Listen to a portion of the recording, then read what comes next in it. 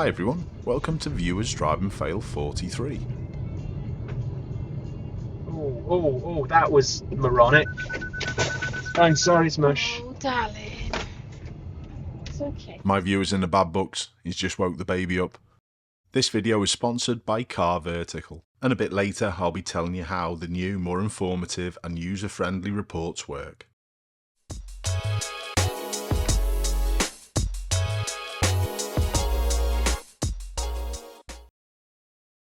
In this clip we need to have a look at the road markings here on the floor.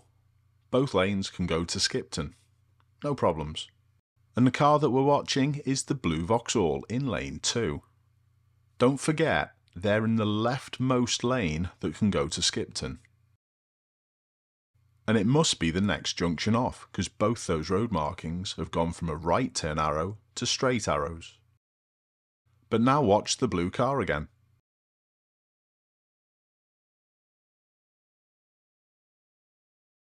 Try and use this process I've just documented to help you negotiate more complicated roundabouts like this, or spot people who aren't doing it correctly.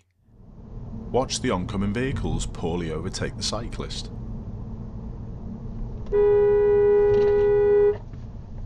What's your thoughts on my viewers' use of the horn? Do other road users need telling they've done something wrong, even after the event? Please let me know what you think in the comments. Here's a clip where one of my driving school vehicles makes it onto a driving fail. They're sat two in front, but they do nothing wrong. They're in fact doing a perfect thing. If you're not certain you're able to clear a junction when there's vehicles waiting in the middle, stay behind the line until you are certain. The fail was obviously by the driver of the Ford. Nicely done by the student and the instructor. These next two clips joined together paint a bigger picture. It's the driver of the grey Audi on the left that we're watching. Whoa. That was good. It wasn't a good emerge, but it wasn't a particularly bad one. But quite often you can work out from one emerge what they're going to be like at other junctions.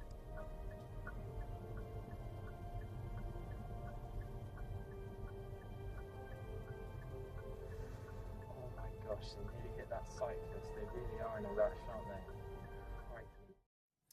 Buying a car is often a large financial commitment that you need to get spot on, so any information that's going to put your mind at rest has got to be good, right? Well, this is where today's video sponsor Car Vertical is going to help you out. I didn't do any checks when I bought this Golf GTI, and that was more than a little risky. I trusted the garage that I bought it from because it was a main dealer, but I honestly don't think I'd do that in the future, especially now knowing just how easy it is to check your car out using Car Vertical. And now this has been made even easier to use with Car Vertical's new look. Their new and more informative and user-friendly reports, a new app that can be found on Google Play and the App Store, and also new content which guide users through the entire vehicle ownership journey. If we have a look at the report for my own Golf GTI, you'll see what I mean. There's added information about the vehicle model that you're looking at, but it's still just as simple to work out areas of concern.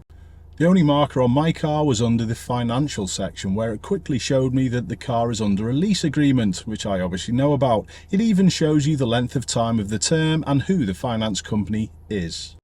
Luckily, there were no other issues with my GTI, but imagine if you bought something that had a history like this.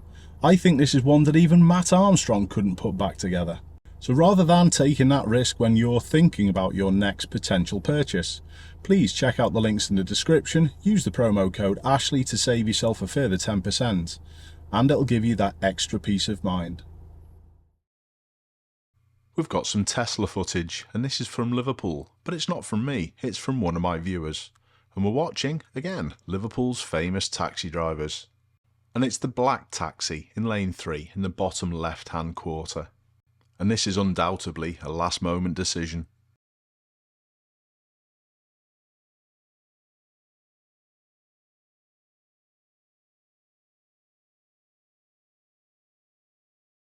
How often do we see this happening on our roads? Unfortunately, it's all too common.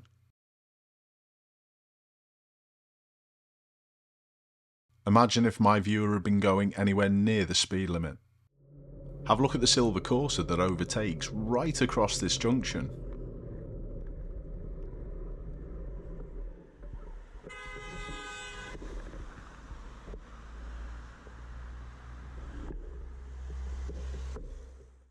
Remember the clip earlier with one of my driving school vehicles in? Well, this is what happens if you don't follow that example.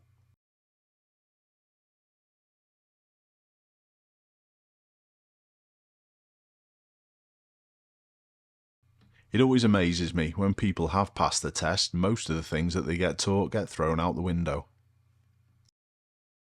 Watch how little attention the driver of this van was paying.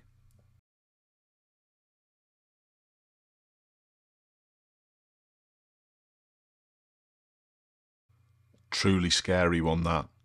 What do you think? The footage isn't particularly clear, but the steering ability of this driver is perfectly clear.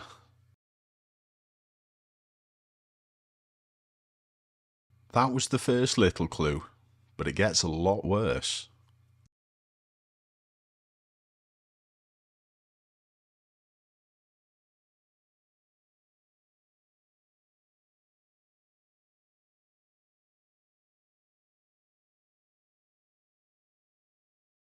You may have just been able to make out the driver leant across towards the passenger footwell, and they're still doing it.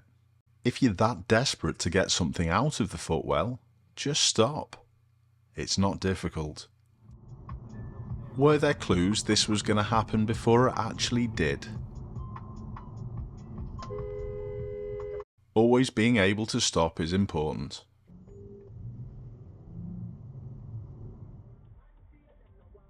Does your dashcam pick up number plates easily? Well, if it doesn't, you might be in the market for a new one. Please support the channel, check out the links in the description, and if you use the code AshleyNeil, you get a further 5% discount. Now, onto the clip, a classic roundabout collision. So many people just focus to the right hand side and forget about in front of them. The footage is obviously not from the UK, but we've got a big main dual carriageway and a vehicle coming the other way, on our side. If you see this happening, call the emergency services straight away. Where do you think the driver of the Audi's going? Place your bets now.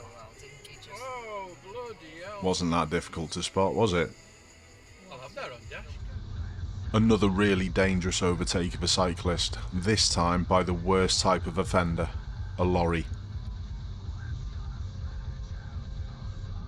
The damage that could have been done here is horrific. I've got nothing to say about this clip, it explains itself.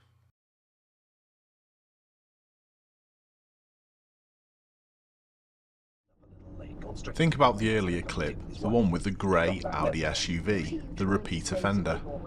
Now tell me what you think this white Fiesta van's gonna do. He escaped being killed in a car in Los Angeles, and that was murder, I'm certain of it. And then someone phoned Vapor. Someone phoned... People who drive like this all the time are totally different from the ones who make an occasional mistake. I think the driving instructor from the opposite direction tries to tell my viewer off. Let me know what you think.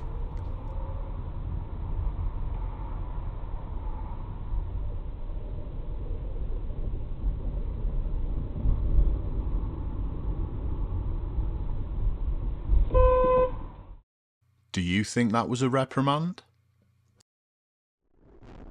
If you see a cyclist riding in the middle of the lane or primary position, this means they're not comfortable with you overtaking and you should hold back. The cyclist was doing this perfectly with the bollards in the middle of the road. It's now where the bollards have finished and there's no obstructions where vehicles are fine to overtake, and the cyclist has adjusted their position to suit. And for this final clip, we're watching the Volvo. Okay, pretty poor emerge there, and you can obviously see their impatience. And with what I've said in the earlier clips in this episode about repeat offenders, if you were put in this same scenario, what would you do with the driver of the Volvo? It's obvious, isn't it? Give them as much space as you possibly can. Thanks a lot for tuning in, everyone. Keep safe out there, and I'll see you soon.